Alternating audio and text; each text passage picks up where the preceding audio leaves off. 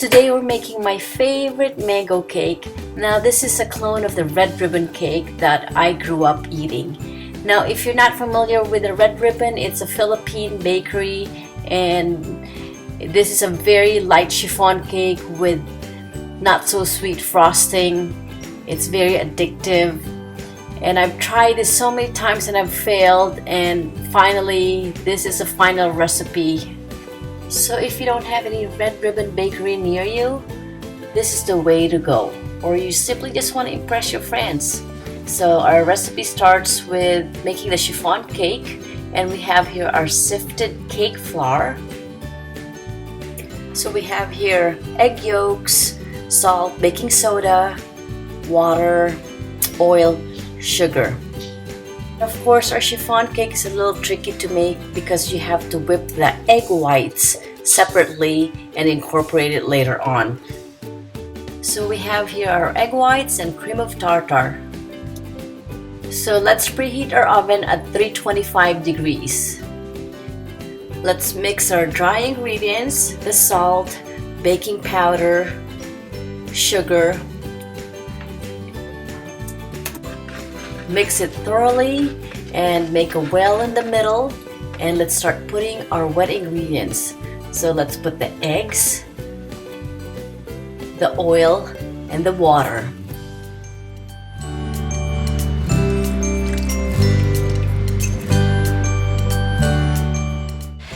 With the mixer, beat the egg batter until it's light and smooth. Let's add our vanilla and blend again. With your balloon whisk attachment, let's beat our egg whites to soft peaks and add your cream of tartar. Start slow and increase your speed until you reach that nice soft peaks.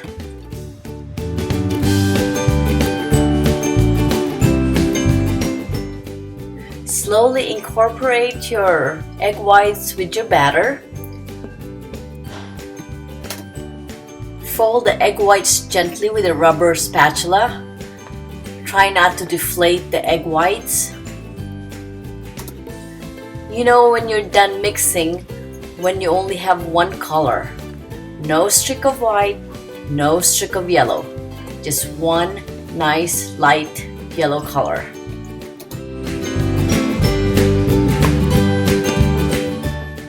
For our chiffon cake, I'll be using this 3-inch, 8-inch Wilton cake pan. Now you could also use 2 9-inch cake pan. Just be careful of the cooking time.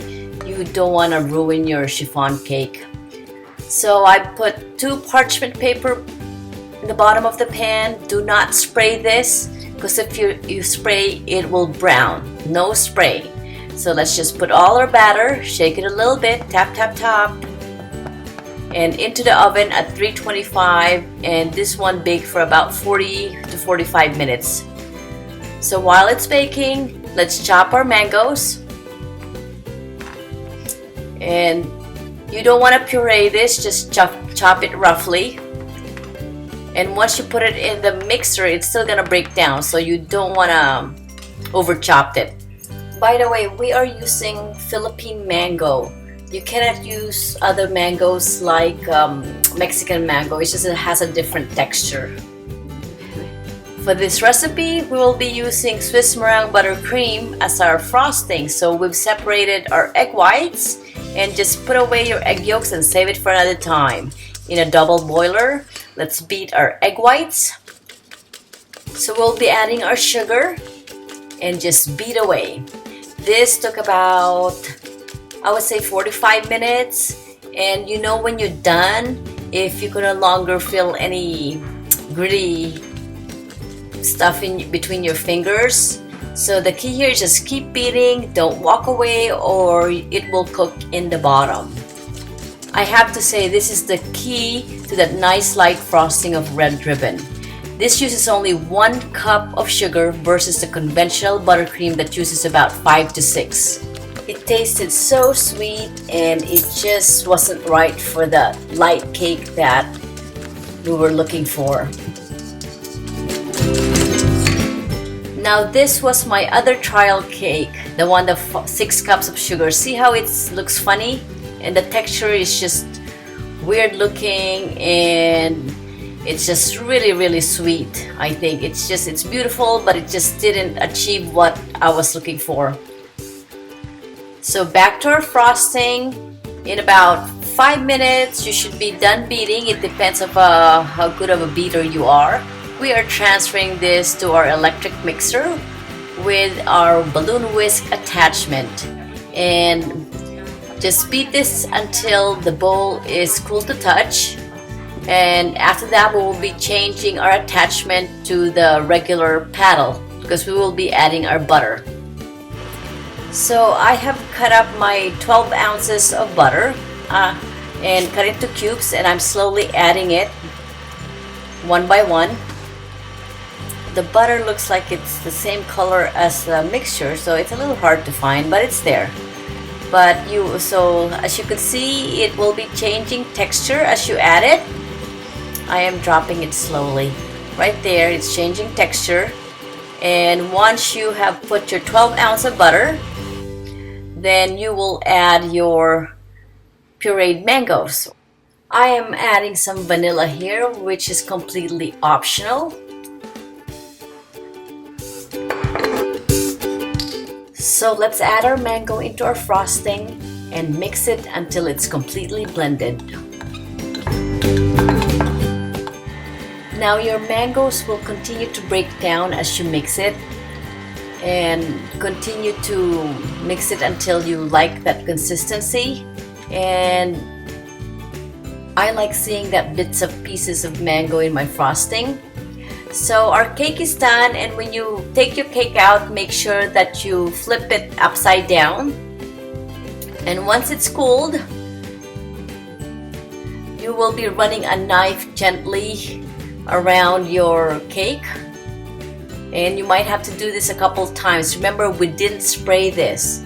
You don't want to spray it. My mistake the last time, I sprayed it and the side browned and it was tough. And remember, this is chiffon cake. It's supposed to be nice and fluffy and no crusty stuff. So you do need to run the knife a couple times until it's completely loose. Now you do have a parchment paper underneath, so this should be easy to flip and take out from the pan.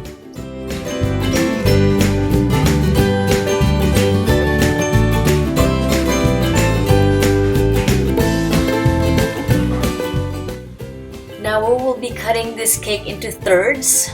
I like 2 layers of filling. It does take practice in cutting the cake evenly. Just make sure you have a long knife so you're not going around with a small knife. So we've cut our cake into thirds and we are ready to fill it.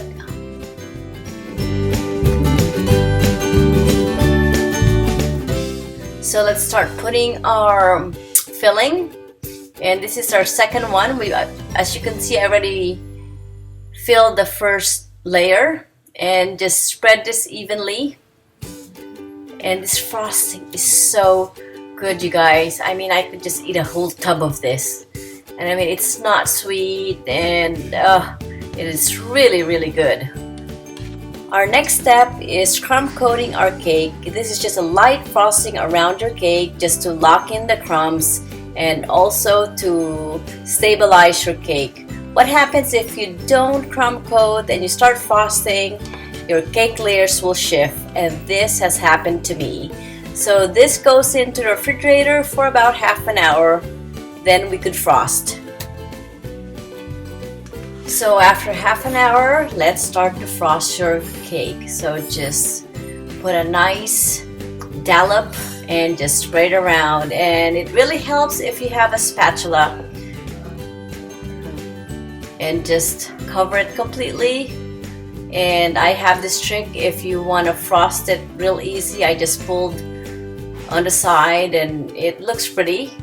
I have to say, I am not a professional decorator. I've only taken the Michael's class and I've learned some frosting techniques, but I've forgotten it. and I recommend if you're into decorating cakes, take the class. And I think it's like a 4-week class, and I had so much fun. So this is the trick. You just pull it up a little bit, and there you go. As you can see, it has a nice rustic look, and I will decorate this with flowers so it would look pretty. And just pull it like that. So I am decorating this cake with whipped cream that I beat with about 2 tablespoons of sugar. So just do your best to decorate it. I am using a start tip. Like I said, I am not a professional decorator, but I've taken some classes. So just do the best you can.